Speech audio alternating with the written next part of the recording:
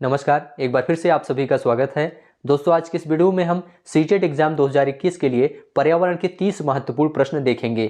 ये सभी प्रश्न दोस्तों प्रीवियस ईयर में पूछे जा चुके हैं, इसलिए आप लोग इन सभी प्रश्नों को जरूर ध्यान से देखिए और इनका उत्तर भी बताने का प्रयास करिए।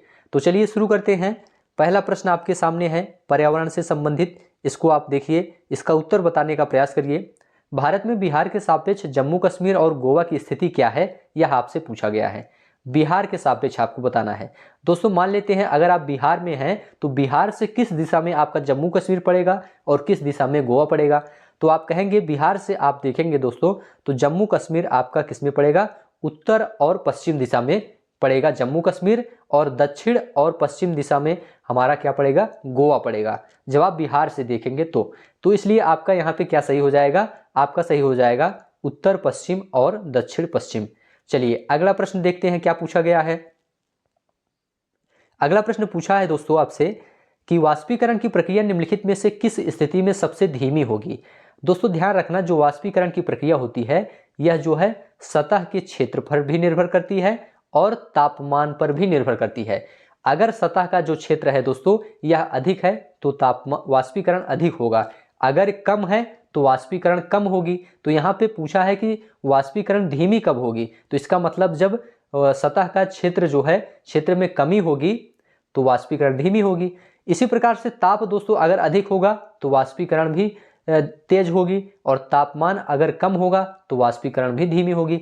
तो यहाँ पे हमारा आंसर यह निकल के आ रहा है कि अगर जो है सतह क्षेत्र कम है और तापमान भी कम है तो वाष्पीकरण की जो प्रक्रिया है वह बिल्कुल धीमी होगी। यही आपको बताना था, इसलिए आपका यहाँ पे चौथा विकल्प बिल्कुल राइट है। सतह क्षेत्र और तापमान दोनों में अगर कमी होगी तो वाष्पीकरण की जो प्रक्रिया है वह धीमी होगी।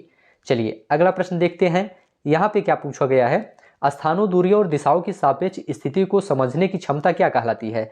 तो दोस्तों इसे याद रखना कि स्थानों और दूरियों और दिशाओं की सापेक्ष स्थिति को जो समझने की क्षमता होती है उसे हम चित्रण कौशल के नाम से जानते हैं।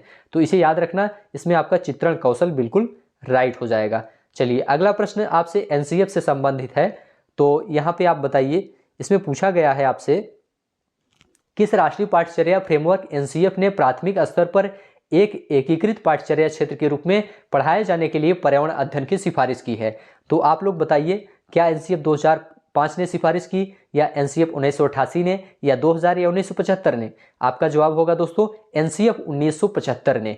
एनसीएफ 1975 ने ही दोस्तों प्राथमिक स्तर पर एकीकृत पाठ्यचर्या क्षेत्र के रूप में पढ़ाए जाने के लिए पर्यावरण अध्ययन की सिफारिश की है। तो यहाँ पे चौथा विकल्प बिल्कुल राइट है।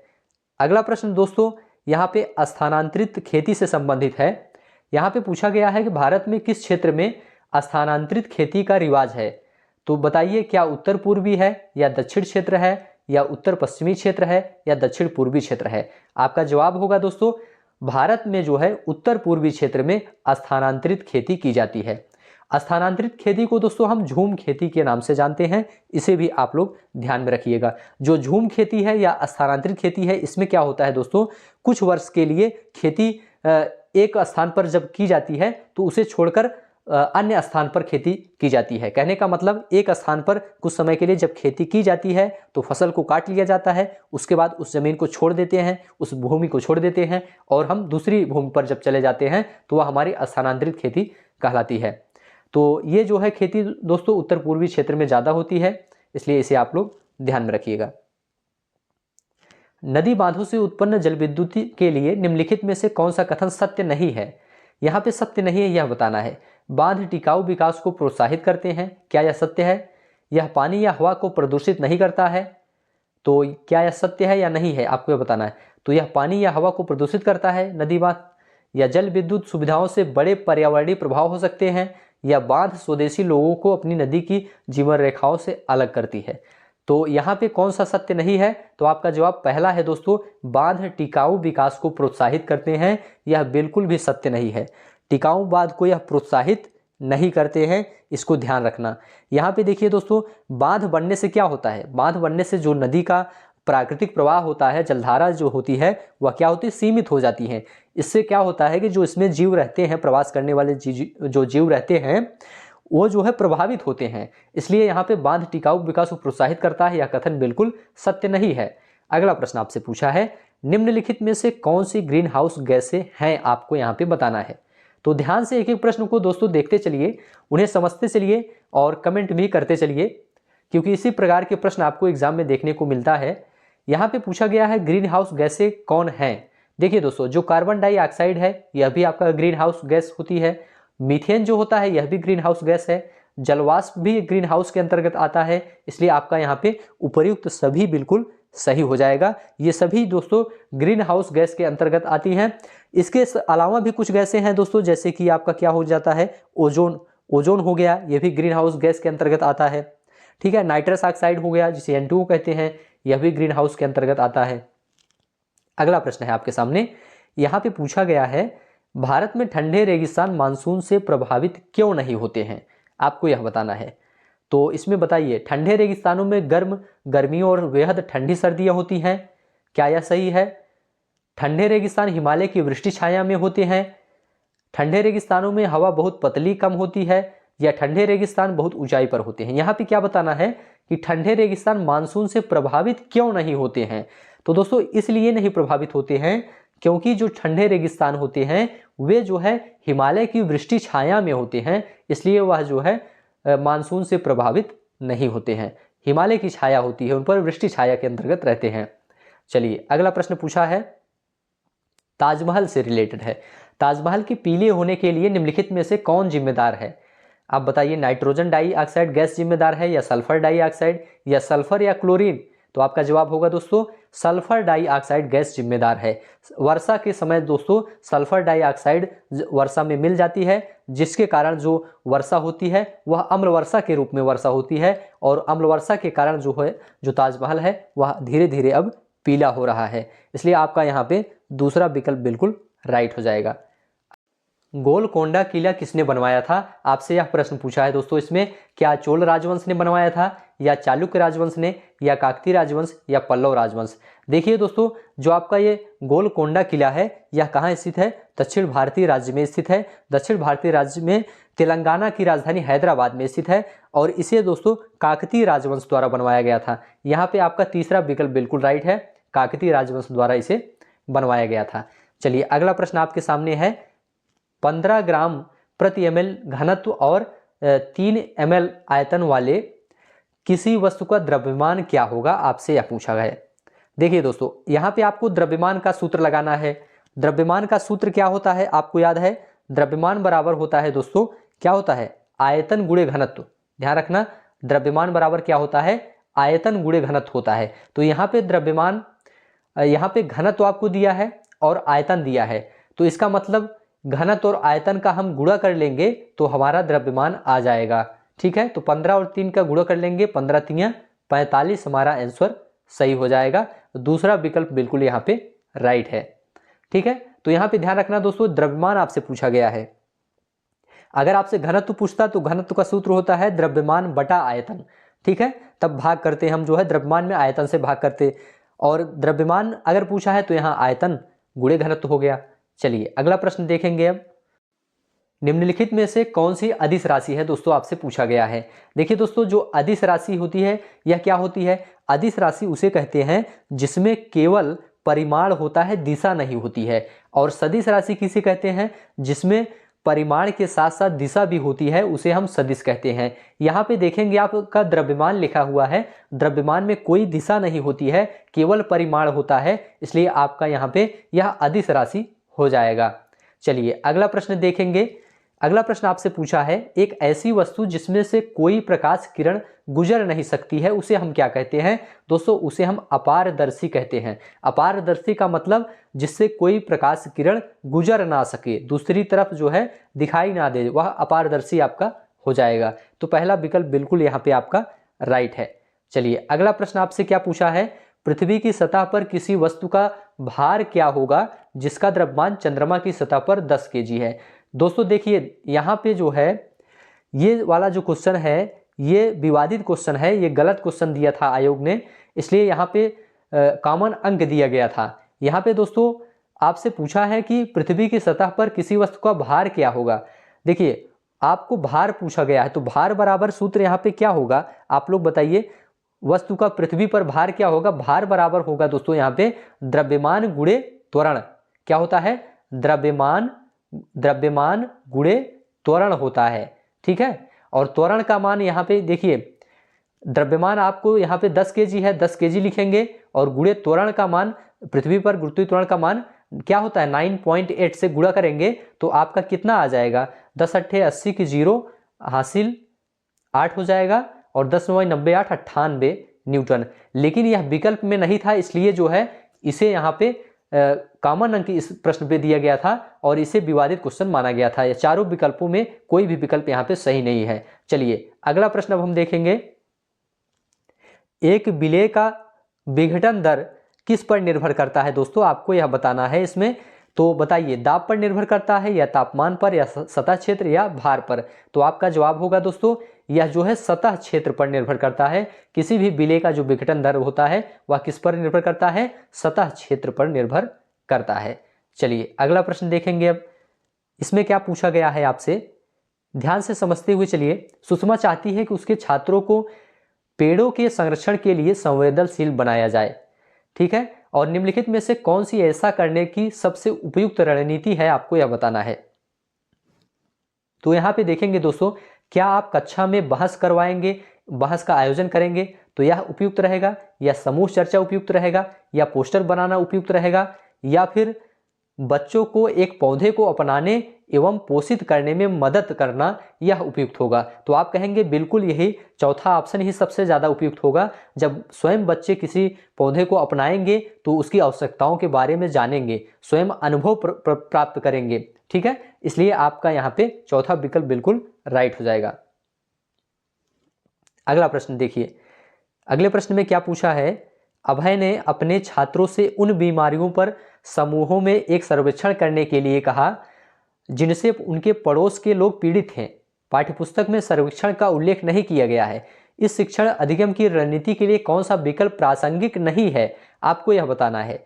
इसने समुदाय के साथ बातचीत करने का अवसर प्रदान किया, क्या यह प्रासंगिक नहीं है, या फिर यह तो दोस्तों प्रासंगिक है, क्योंकि समुदाय से बातचीत करना तो अच्छी बात है, इससे बच्चों को वास्तविक जीवन के साथ सीखने में मदद मिली, यह भी सही है, वास्तविक जीवन में मदद मिलती है। इसने बच्चों को डेटा हैंडलिंग समझने और एक साथ काम करने में सक्षम बनाया, यह भी सही है। इससे समुदाय को उन बीमारियों को समझने में मदद मिली जिनसे वे पीड़ित थे।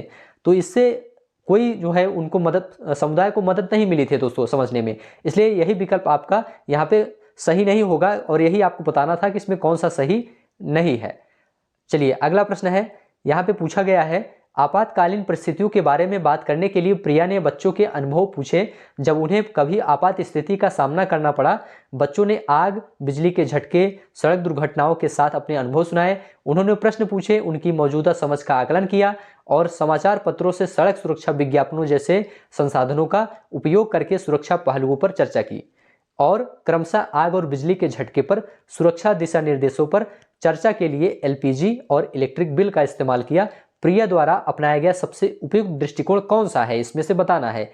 तो क्या इसने संज्ञानात्मक दृष्टिकोण अपनाया, या फिर अनुभवात्मक अधिगम दृष्टिकोण, या अन्वेषण, या मानवतावादी दृष्टिकोण। आपका यहाँ पे हो जाएगा दोस्तों अन्वेषण दृष्टिकोण यहाँ पे अपनाया गया है, ठीक है। बच्चों से वहाँ से वास्तविक जानकारी ली गई है, वहाँ के बारे में जानकारी प्राप्त की, उनके अनुभव के बारे में पूछा गया है, ठीक है। और इसलिए जो है यहाँ पे आपका अन्वेषण दृष्टिकोण बिल्कुल सही जवाब होगा। चलिए, तो इतने बड़े बड़े प्रश्न भी पूछे जाते हैं और इनको पढ़ने में थोड़ा सा टाइम भी लगता है, इसलिए ध्यान से आप लोग देखते चलिए। समुदाय एक महत्वपूर्ण शिक्षण और अधिगम संसाधन है, क्योंकि क्यों है, आपको यहाँ बताना है कि समुदाय एक महत्वपूर्ण शिक्षण और अधिगम संसाधन है दोस्तों। क्यों है, क्या यह सस्ता और सुलभ है, यह इतना इंपॉर्टेंट नहीं है। बुजुर्ग लोग बुद्धिमान है, उसके पास समय है, यह भी कथन इंपॉर्टेंट नहीं है। विकल्पों से ही दोस्तों आपको आंसर मिल जाएगा, पूरा चारों विकल्प पढ़ेंगे। यह वास्तविक परिस्थिति में सीखने का अवसर प्रदान करता है, तो कोई भी समुदाय में उपलब्ध समस्त ज्ञान को बिना आलोचना के स्वीकार कर सकता है। आपका जवाब होगा यह वास्तविक परिस्थिति में सीखने का अवसर प्रदान करता है। देखिए समुदाय जो होता है दोस्तों, समुदाय जो है शिक्षण और अधिगम के लिए एक महत्वपूर्ण संसाधन माना जाता है, क्योंकि इससे जो है वास्तविक जानकारी हमको मिलती है और वास्तविक परिस्थिति में हमें सीखने का मौका मिलता है। इसलिए तीसरा विकल्प बिल्कुल राइट रहेगा। अगला प्रश्न आपसे पूछा है, ईवीएस शिक्षण अधिगम में कक्षा में प्राप्त अधिगम को विद्यालय के बाहर के जीवन से जोड़ने और इसे समृद्ध करने का तात्पर्य क्या होता है? क्या पाठ्यपुस्तकों से बाहर जाना होता है, या वैश्विक पर्यावरणीय मुद्दों और चिंताओं को पाठ्यपुस्तकों से लिंक करना होता है, या पूर्ण विद्यालय दृष्टिकोण, या पाठ्यचर्या से बाहर जाना? तो देखिए दोस्तों, इसका वैश्विक पर्यावरणीय मुद्दों या चिंताओं को पाठ्यपुस्तक से लिंक करना उद्देश्य नहीं है।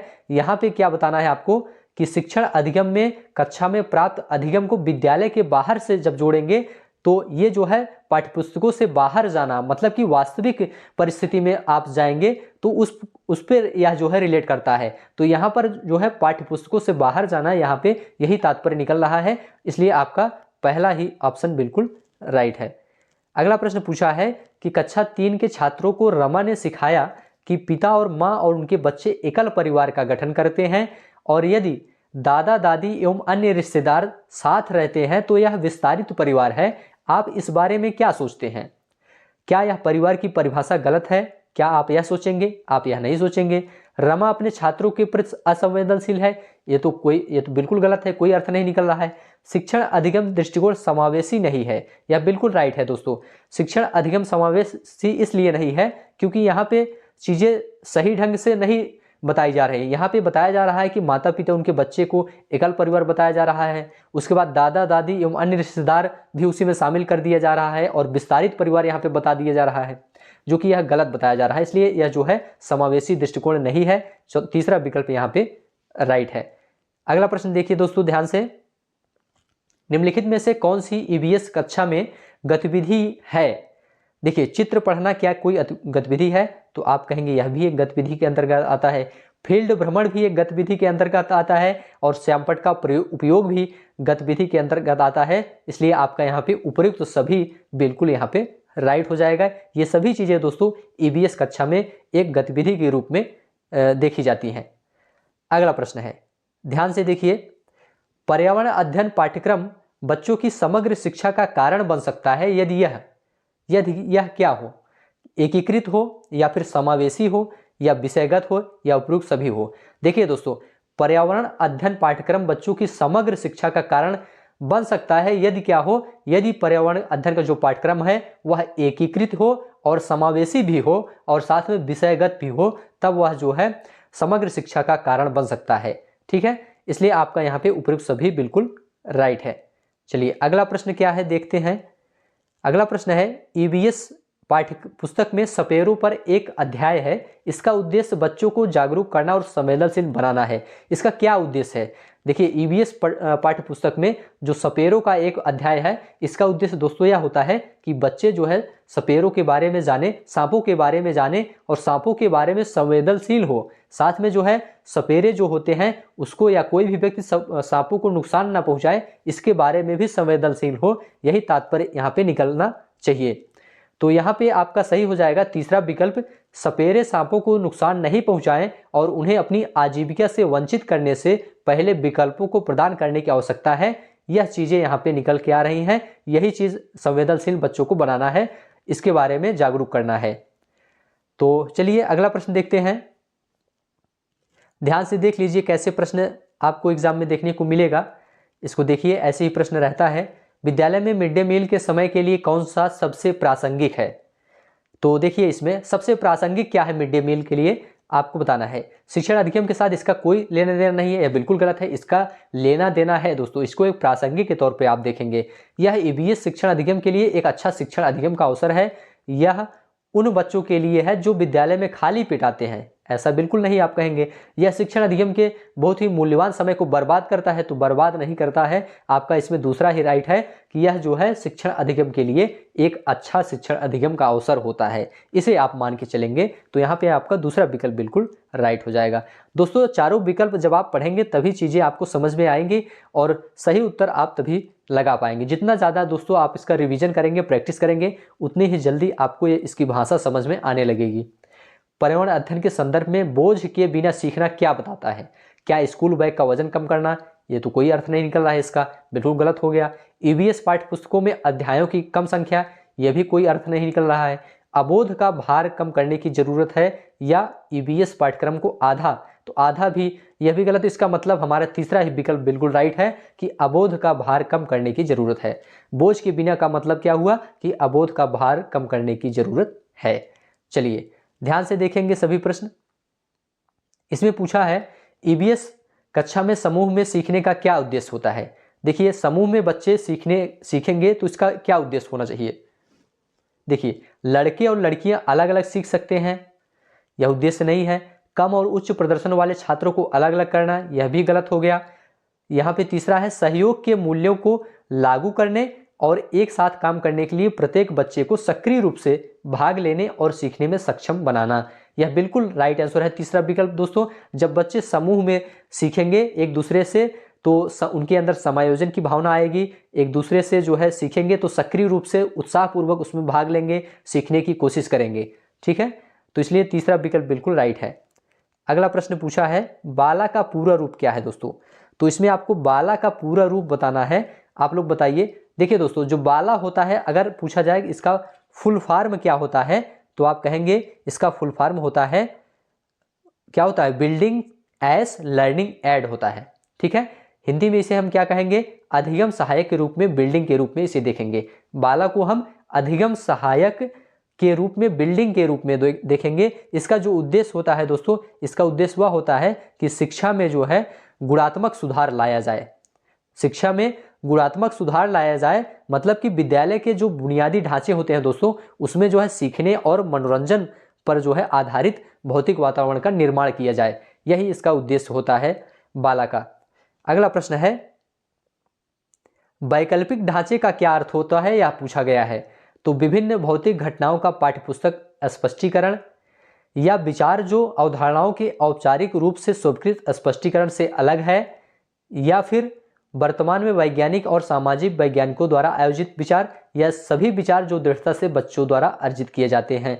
तो यहाँ पे आपका सही जवाब क्या होगा, दूसरा विकल्प सही होगा दोस्तों। वैकल्पिक ढांचे का तात्पर्य यहाँ पे यह है कि जो औपचारिक रूप से चीजें हैं, जो सिद्धांत हैं, उनको उनसे हटकर, उनसे अलग जो है केवल सृजनात्मकता को प्रोत्साहित करना, ये जो है वैकल्पिक ढांचे के अंतर्गत आता है, वैकल्पिक ढांचे को सूचित करता है। इसलिए आपका यहाँ पे दूसरा विकल्प बिल्कुल सही हो जाएगा। लास्ट प्रश्न आपके सामने है, यहाँ पे लास्ट प्रश्न आप लोग बताइए इसका जवाब क्या होगा। महिलाएं पुरुषों की तुलना में कमजोर है, यह क्या है दोस्तों। ये मिथक है कि वैज्ञानिक तथ्य है कि रूढ़िबद्ध धारणा है कि अंधविश्वास है। दोस्तों यह एक रूढ़िबद्ध धारणा होती है, इसको ध्यान रखना। रूढ़िबद्ध धारणा यह इसलिए है क्योंकि यह सही नहीं है कि महिलाएं पुरुषों की तुलना में कमजोर होती हैं।